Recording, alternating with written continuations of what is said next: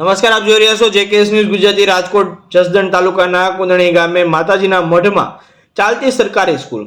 બાવળિયા પરિવારના માતાજીના મઢમાં ચાલે છે સરકારી સ્કૂલ। કેબિનેટ મંત્રી કુંવરજી બાવળિયાના વિસ્તારમાં શિક્ષણની કથળતી સ્થિતિ। જિલ્લા પંચાયતના કોંગ્રેસના જ ભાડલા ગામના સભ્ય મનસુખભાઈ સાકરિયાનું નિવેદન આવ્યું સામે। એક ઓરડાના 122 વિદ્યાર્થીઓ કરે છે અભ્યાસ। તાલુકા શિક્ષણ અધિકારી, જિલ્લા શિક્ષણ અધિકારી, જિલ્લા પંચાયત પ્રમુખને પણ અનેક વખત રજૂઆતો કરવા છતાં બાળકો ભણી રહ્યા છે મઢમાં। ધારાસભ્ય અને કેબિનેટ મંત્રી કુંવરજી બાવળિયાને પણ રજૂઆતો છતાં ઉકેલ નહીં। 3 મહિનામાં સરકાર સ્કૂલ બિલ્ડિંગ નહીં બનાવે તો આંદોલનની ચીમકી ઉચ્ચારી છે। જેકે ન્યૂઝ સાથે કરશન બામટા, આટકોટ। આજે 2025-26 નું અંદાજિત બજેટ છે રજૂ કરવામાં આવ્યું, જેમાં અંદાજે 8 કરોડ રૂપિયાના કામની સૂચવણી કરવામાં આવી। એમાં મારો પ્રશ્ન એ હતો કે જસદણ તાલુકાનું કુંદણી ગામ છે અને જસદણ તાલુકાનું આધ્યા ગામ છે, જે બે ગામની અંદર આજે બાળકો છે એ અન્ય જગ્યાએ મેદાનમાં ભણી રહ્યા છે। આજથી 20 દિવસ પહેલા હું કુંદણી ગામની મુલાકાતે ગયો હતો। ત્યાં 1 થી 8 ધોરણની શાળા છે અને 120 બાળકો ભણી રહ્યા છે, જેમાં દીકરીઓ પણ ભણે છે।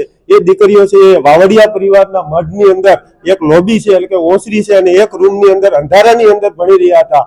તો મેં તાલુકા કક્ષાએ ટીપીઓ સાહેબને રજૂઆત કરી, જિલ્લા કક્ષાએ ડીપીઓ સાહેબને રજૂઆત કરી કે આપ કરોડો રૂપિયાના બજેટો ફાળવો છો તો ગામડે છે ગરીબ માણસ છે, ગરીબ બાળક છે, ગરીબ ખેડૂતનો બાળક છે, સરકારી શાળાની અંદર ભણી રહ્યો છે, તો એમને આ ટેકનિકલ યુગની અંદર આ ટેકનોલોજીનો કોઈ પણ પ્રકારનો લાભ મળતો નથી।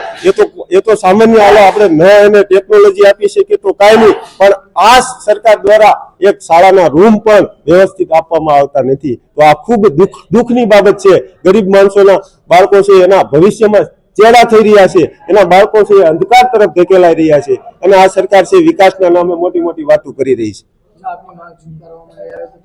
આગામી દિવસોમાં અમે ડીપીઓ અને ટીપીઓ સાહેબને લેખિતમાં કહી દીધું છે કે આગામી 3 મહિનાની અંદર જો આ બિલ્ડિંગનું ખાતમુહૂર્ત કરવામાં નહીં આવે તો ડીડીઓ સાહેબની આપણા જિલ્લા શિક્ષણ અધિકારી સાહેબ છે એમની કચેરીને તાળા મારવામાં આવશે।